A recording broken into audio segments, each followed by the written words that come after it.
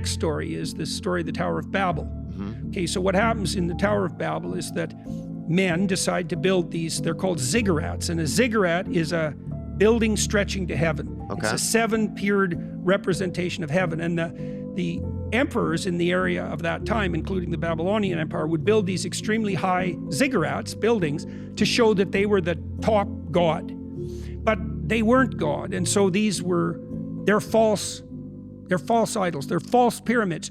They're attempts to stretch up to heaven based on the wrong principle.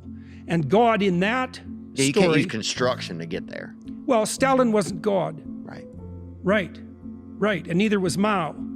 And they built very large pyramids that were very unstable, and they collapsed and killed everyone.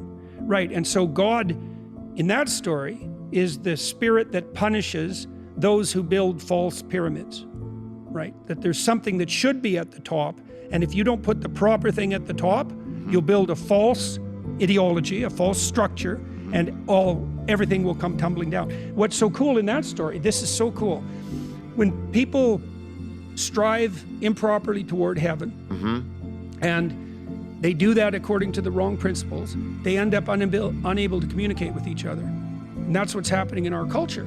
You see, we can't even agree on what a woman is. And I'm not making a joke about this.